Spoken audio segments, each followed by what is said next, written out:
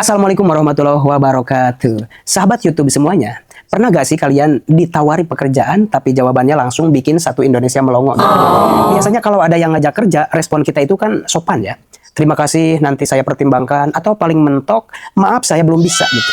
Tapi kalau jawabannya sampai bikin netizen menjatuhkan HP karena kaget, nah itu lain cerita ya. Dan kali ini yang bikin heboh bukan orang sembarangan, melainkan Ahok. Ketika muncul kabar terkait ajakan bergabung dalam program MBG, respon yang beredar justru membuat publik langsung ramai. Karena kalimat yang keluar terdengar tajam, pedas, dan sukses membuat netizen langsung mode stereo. Jawaban Ahok, saya gak sehina itu. Waduh, ini kalimat pendek tapi efeknya sangat panjang. Pendeknya seperti pesan WhatsApp tapi panjang seperti antrian diskon minyak goreng.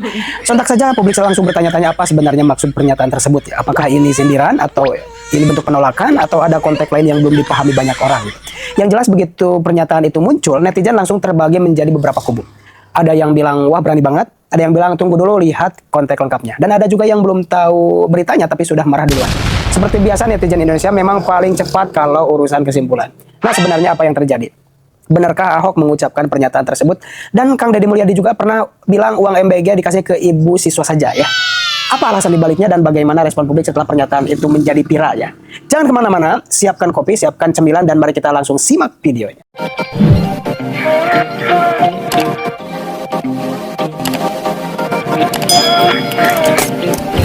Saya selalu percaya, lu kasih orang makan minum kopi gula 1 sendok pun, lama-lama dia merasa kurang manis tuh, betul kamu kurangin sendoknya, gulanya. Dia akan balik gigit kamu. Nah hari ini rakyat pasti lama-lama akan ribon sadar. Iya, aku cuma dikasih gini gratis-gratis, makan gratis, bergizi gratis, mampannya sih bagus, aluminium bos. Isinya kayak, kenapa sih nggak kirimin voucher aja kayak gua dulu lakuin? Tinggal guru ngawasin kan, lu masih ada menu apa? Lu kalau nggak, orang tua bisa dicabut. Dulu kan gua gitu, KJP. Lu kalau nggak belanja online, apa nggak belanja pakai kartu, gua cabut. Lu tarik, gua cabut. Kan kita punya kuasa. Nah itu kalau bocor pun nggak mungkin banyak. Karena pada dasar orang tua juga seneng kan masak. Dia numpang makan ya apa-apa dong. Mungkin dia masih punya adik, mamanya masih ibu nyusui. Nggak apa-apa. Dulu juga kakek nenek nikmatin sop daging sapi 45.000 kok oke aja. Dia masak sop daging sapi 45.000 sekilo. Buat anak-anak sekolah 1 bulan boleh beli 1 kilo satu anak. Kakeknya yang sakit nikmatin, nggak apa-apa. Malah lu pakai duit itu beli Pampers. Gua itu cek secara online kan kita punya data. Teknologi zaman ini kok. Oh, anak ini beli Pampers itu tiap minggu. Ternyata dicek lagi di kesehatan, kakinya lumpuh. Ya kita bisa tambahin duit. Jadi sebenarnya nggak ada yang susah dengan manfaatin teknologi. Yang susah kalau lu mau bagi-bagi teman lu dapat proyek. Ada yang lebih lucu lagi, orang nawarin gua, lu mau nggak buka dapur untuk makan gizi bergizi gratis itu? Nawarin gua, untungnya lumayan loh. Bukan gini, nggak dia bilang gitu. Ini kita ternyata nih, mau buka banyak ini. Tuh kan lu kenapa lu nggak pernah lihat gua ngoceh-ngoceh? Gua pengen marah itu soal proyek itu gua bilang. Masa gua mau makan gitu? Iya, gua nggak miskin-miskin amat juga lah. Kita juga nggak sehina gitu lah. Udah kita protes, lah kita mesti ikutan. Jadi emang sulit ya Pak untuk mengarahkan kepala-kepala daerah untuk mengikuti Bisa.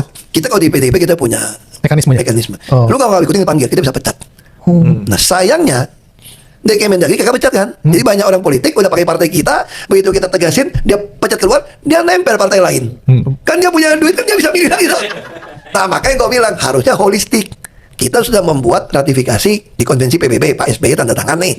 Undang-Undang nomor 7 tahun 2006. Di situ ada itu hasil ratifikasi konvensi PBB melawan korupsi. Di situ ada pasal yang mengatakan illicit enrichment. Jadi kalau ada pejabat negara kekayaannya bertambah tidak sesuai dengan pajak yang dia bayar kira-kira itu kan ilegal. Itu bisa disita buat negara. Nggak usah nunggu-nunggu undang-undang perampasan aset. Masalahnya undang-undang nomor 7 tahun 2006 ini tidak pernah dibuatkan PP-nya. Lu mesti buat PP dong. Lu ada duit sekian, pajak lu bayar sekian, harta lu sekian, kira-kira sesuai nggak? Kan masih ada guidance-nya. Nah kita juga bikin tax amnesty, udah jalan dulu. Kita lah mantan koruptor tuh rezeki lu lah. Lu juga belum tentu anak cucu lu selamat di dunia. Cicit lu makan duit rakyat gitu loh. Ya, belum tentu juga kan. Lu nikmatin deh lu sengsara lu di dunia akhirat lu. Kan kita nggak tahu juga lah. Kenapa masih iri sama orang yang sengsara dikutukin Tuhan gitu loh. Anak cucu cicitnya gitu loh. Biarin aja. Tapi yang baru nggak bisa nih. Ya lu tinggal bikin, lu ngaku aja duit koruptor, nggak apa-apa. Anak lu belum tentu anak lu sejahat bapaknya. Jadi lu mesti mulai dari nol. Nah kalau partai politik juga bisa pakai yang deposito apa beri SBI tadi. Nah ini sistem ratakan lapangan tanding seperti ini, gaji dinaikin, ya dong, menteri-menteri gitu kan, dirjen, sekjen, irjen, gajinya udah kayak BUMN deh. Polisi, tentara, aparat, pangkat paling rendah, langsung rumus 3 kali UMP. Duit dari mana? Banyak dong. Jadi kalau bilang apa yang lakukan lagi? Nah dengan cara partai seperti ini, undang-undang itu, semua orang pasti diam. Dan batasin apa? Dulu saya Jakarta saya batasin, tidak ada tarik tunai di seluruh bank. Kontrolnya di situ Pak. Oh iya dong. Lu mau nyogok orang gimana? Oke lah masih tarik tunai yang kecil. Mungkin sekali tarik maksimal 1 kali UMP. Rumusnya jelas. Lu tarik uang cuma boleh 1 kali UMP. Maksimal. Semua udah dagang seperti itu kok. Lu gimana caranya supaya mau pakai non tunai? Kan semua ada voucher. Bikin aja berhadiah. Bank semua. Siapa yang nggak mau tiba-tiba hadiah 100.000? Dia baru judol. Mending kita bagi-bagi kan. Terus kayak judol, bikin ekonomi kacau balau. Emangnya nggak bisa tahu rekening bank semua transfer kok. Kamu tangkap bener apa sih susah? Nggak ada yang susah gitu kamu tangkap gitu loh. Masanya lu mau tangkap nggak? Kan itu yang persoalan kita gitu loh. Itu terus udah macet mau bantu dalam judol. Nggak bisa kamu bantu orang ya sudah. Subsidi dalam bentuk itu tadi. Bisa voucher. Gue bisa gampang dong. Lu lapor misalnya. Satu keluarga penghasilan cuma 2 kali UMP. Oke. Uang mana yang kurang? Uang sekolah. Gue udah ada. Gue bayarin. Uang listrik. Udah gratisin. Gue yang bayar. PBB. Rumah lu masih kecil. Gue gratisin. Rumahnya masih 100M. Ya lu jual dong rumah lu. Iya dong. Tapi untuk orang yang susah. Rumahnya di bawah 1M 2M. Ya udah. Pemerintah yang tanggung. Apa yang susah? Jadi sebetulnya kalau semua disatukan. Hemat uang banyak. Hemat devisa impor barang, kita juga bisa hemat banyak. Dan nggak ada yang curi. Bayangin tuh yang curi-curi nih. Minyak ada yang curi, gas ada yang curi, semua ada yang curi nih. Coba dengan voucher, selesai. Inilah yang menurut Pak Ahok adalah optimalisasi anggaran, bukan efisiensi anggaran. Ya semua sama prinsipnya. Makanya Singapura kenapa maju? Cina kenapa maju? Jangan bilang kena asing-asing, bukan. Kita juga turunan Cina, sini cuma Mongolia cuma kok. Siap. Cuma yang sana lebih asli kali bibitnya. Ya. Tapi prinsipnya sama dong. Dia jalanin negara itu kayak perusahaan. Tapi perusahaan yang baik hati. Karena bukan hanya baik hati, karena pemegang sahamnya adalah seluruh rakyat. Nah, dia jalankan sebagai perusahaan, sebagai CEO, dia bertanggung jawab mensejahterakan seluruh rakyat. Dan stakeholder. Juga suppliernya. Nah, itu dasar yang harus kita pakai. Dia mengelola anggaran APBN-nya sama. Bukan malah kiloet kurang pajak apa. Itu mah tugas kasir, bos. Kalau Kementerian Keuangan cuma bisa begitu, nggak usah sekolah. Nenekku juga bisa kalau gitu. Serius. Ya, Jan. Ya, Pak. Bapak kan tadi bilang. Sorry, agak emosi. Salah Lalu Kiki juga pajak. Saya mau bikin Bapak agak emosi lagi dikit.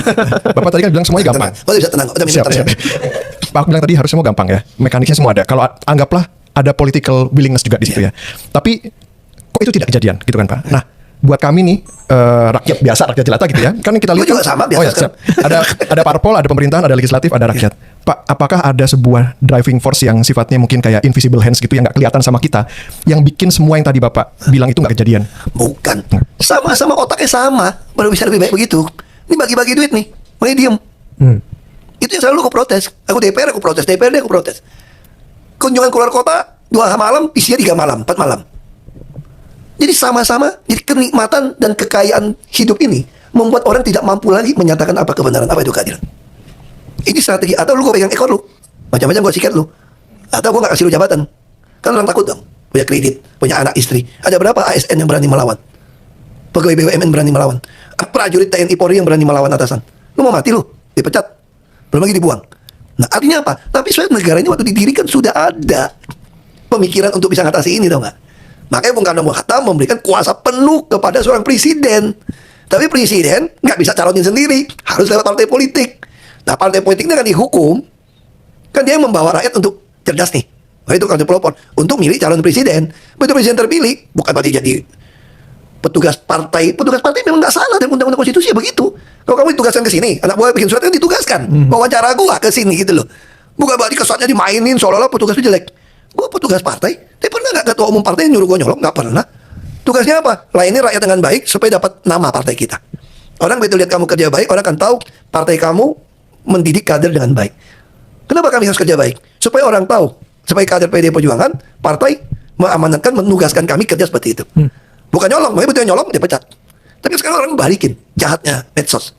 Soalnya petugas itu kayak menghina, kayak apa. Nah ini kan sesuatu yang ngaco. Coba saya tanya, di mana kekuasaan presiden? Semua orang mau naik pangkat, mau ASN pun eselon 1, 2 itu, TNI Polri mau jadi perwira. Perwira maksudnya yang atas gitu ya. Kombes apa sudah kolonel Pak? Pamen. Itu tanda tangan presiden melalui sekmil. Presiden powerful kan? Terus apa lagi kurang powerful? Panglima tertinggi. Berarti ini udah mesti belajar dari sejarah nih. Waktu Bung Karno, aku belain Bung Karno juga ada kelemahan manusia tau. Tapi maksud saya gini loh, MPR putusin Bung Karno seumur hidup. Saya juga nggak setuju seumur hidup. Ibu Mega juga nggak setuju. 2 periode, 3 periode Ibu Mega nggak setuju kok. MPR putusin seumur hidup. MPR yang sama bilang dia khianat negara. Orang kalau udah seumur hidup apa khianat negara lagi bos? Tidak logika nih. Tapi itu logika Orde Baru kan dibalikin. Untung MPR tapnya udah dihilangkan sekarang. Seolah-olah Bung Karno mau khianat negara, tanpa sidang dinyatakan kayak PKI gitu loh.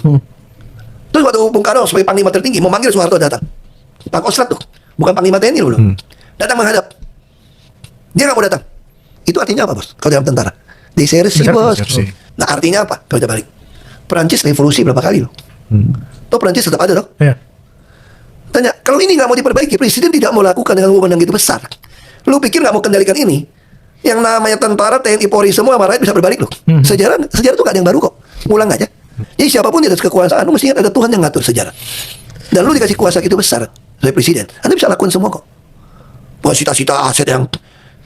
Terus ngomongin aset koruptor, undang-undang nggak disahkan. Lu bikin undang-undang deh, omnibus law, omnibus yang cipta kerja. Betul. Emangnya ada permisi dulu semua.